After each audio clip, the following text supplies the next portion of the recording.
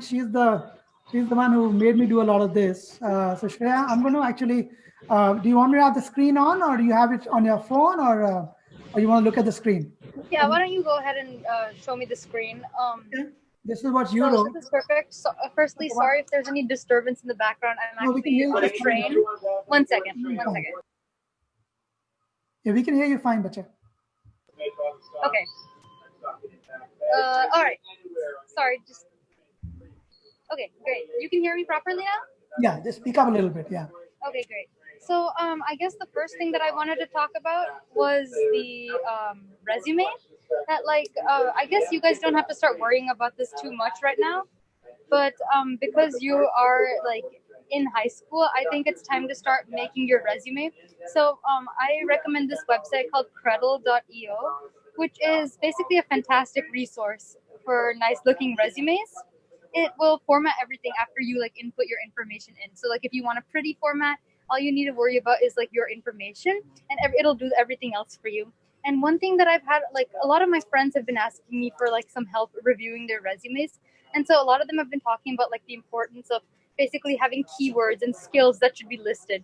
So I think it's really important to like write down what your skills are, like just like have them as a small little blurb, like just like let's say you can code in like 3 different languages, so just write down Java, Python, C, and like that'll be really important for your person to look at when they're looking at your skills. And then make sure you emphasize the classes you've already taken, because this will show that you are like, you know, like any relevant classes are really important, just to show that you have the skills. And so any other format works as well. I personally love Credle just because it's really helped me out in college a lot. I didn't use it in high school, but I did start using it in college, and it's helped me. It just makes things so much easier. But if you want your own format, that's totally fine too. Yeah, aren't they supposed to use that format, the one which Elizabeth had given for college, for So school? that's fine too. They can use that format as well, and we can talk about that.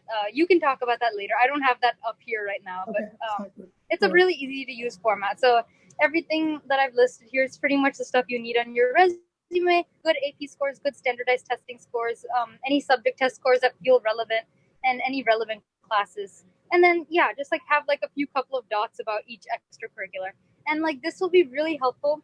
Like maybe it may not feel that important right now, but when you're applying for summer research or just any applications, when you're doing college apps finally, it may be really helpful to look through all of your old resumes that you had throughout the few years, so that you can like have stuff to write about in your college apps. So it's like basically building something up for the next 4 years to use. Can you go to the next slide? Okay, so this is my opinion on extracurriculars. If like I've heard so much about stuff like DECA and FBLA and stuff. I hated those clubs. They're supposed to look good, but they weren't fun for me at all. So I dropped out of those, and I dropped out of Interact as well. And pretty much just remember that like this is gonna be like if you do this extracurricular, not like it should be something that you enjoy, because there's no point of doing something that you don't like. And also, when you're writing an essay about it later on in 4 years, if you feel like writing an essay about it, it's really easy to tell if you're faking it. Like if it's not something you're actually interested in, and you're just writing, oh my god, I learned this, that, but you didn't actually like it, it's really easy to tell because your essay is going to be bad. So I just made a list of a few different organizations that I was personally a part of, or that I briefly was a part of, or that I checked out, and some stuff that I'm actually currently in as well. All of these are really fantastic starting points.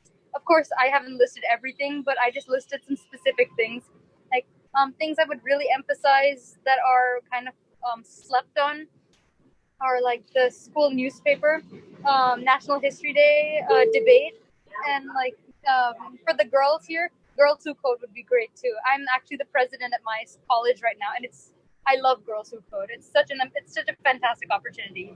So yeah, can you go to the next slide? Okay, this is my note on AP classes. They really mean nothing if you can't get the grades for it. So like if I take AP US history and I get a C in that class versus taking a regular class and getting a B in that class, you're much better off getting that B, because at the end of the day they're looking more at your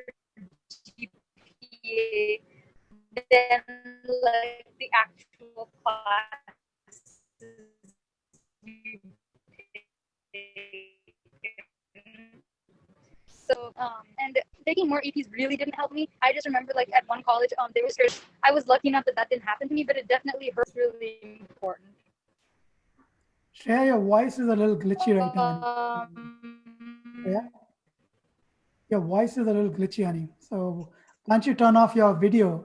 So maybe it's the reception in your area. How about now? We can hear you, but there was Yeah. at How about one now? point there was a Okay. But yeah, go off the video and keep going. Keep speaking. Go Yeah. ahead. Sorry. Yeah. Okay. Better. Yeah, it's better. Go ahead. Okay. Yeah. So this is all. Like, I mean, like even if you couldn't hear me, like pretty much all of my points are on these slides. Like these are the things. Like I just couldn't get any rest in my junior year because I was taking too many APs, and it was just so unnecessary. So like it's just your grades are more important than the APs you take. Don't like pressure yourself to take too much when you can't handle it. So can you go to the next slide? These are a few things that I wish I You're blurry could have again, honey. Shreya, we can't hear you. known before. Bees, they're not gonna hurt you. They're not like nothing. Shreya, we can't hear you, bache. Can you hear me now? Yeah, I can hear you. Okay. Sorry, I'm in a train, so sorry about that, guys. Yeah. I mean, like I said, like everything I'm saying is on these slides, but a few bees aren't gonna ruin your life. Nothing's gonna happen. You're gonna be okay. Be careful about who you hang out with and what you're doing. Things like alcohol and drugs are very tempting at this time, and of course, like all of our parents drink here and there. Like it's okay to drink, but my point is just don't get into anything addictive. Just be careful about what you're doing, and it's okay to have a personal life in high school. I used to beat myself up so much for wanting to hang out with friends and stuff like that, but it's okay to want to do stuff that's not school related. Just make sure you're not sacrificing your entire like school life because of it. But it's okay to want to have a boyfriend or a girlfriend or just like hang out with your friends. So like, and parents, this is really important. Please don't force your children to not have a social life just in exchange for school, because they're going to be very unhappy, and then they're gonna not have fun at school, and they're gonna resent you for their entire lives if you don't let them have some fun. So, and can I go to the next slide?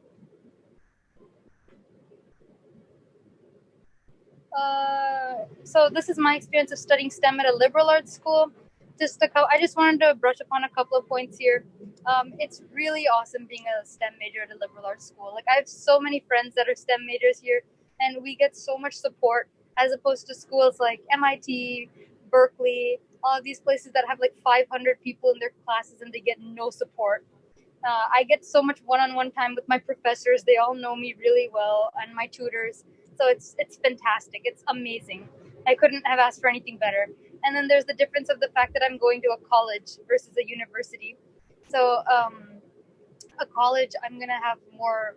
It's because there's no graduate students at a college versus a university, and so that's just something to keep in mind as well. Can you go to the next slide? And this is just my format for getting research opportunities and stuff like that. And all of this will be shared with you. I made a whole Google Doc, so my dad will share this with you later. But yeah, that's pretty much all I wanted to say. So yeah, thank you. Thanks for that. Thank you. Yeah. Any questions for Shreya? Anybody?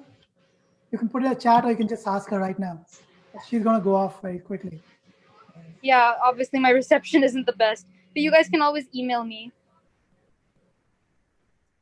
Neha auntie, Shreya's so proud of you. Thank you. Shreya or Harpal, what's the difference between a liberal arts college and a like another college like an MIT, which is it more focused, or liberal arts has like a mix of like other courses that you don't get at? You want to take it? I can talk about this. So at a liberal arts school, they're gonna let you focus on.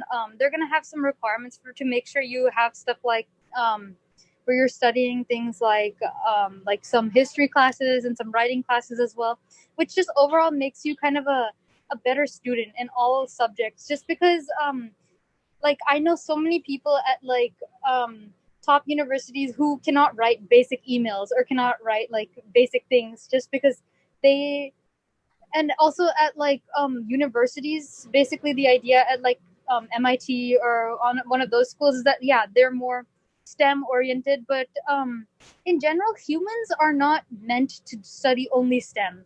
Humans are meant to study STEM and a bit of humanities, at least a little bit, because you make for a very unhappy and uneducated person if you only focus on one part of your um, education as instead of the other. And so at a like STEM focused school, you're not going to get as much support either, just because they're gonna pack so many kids into a class, and that's just kind of the that's just my, I'm biased because I love my liberal arts school and I'm getting just as good of a STEM education with much more support and much more help.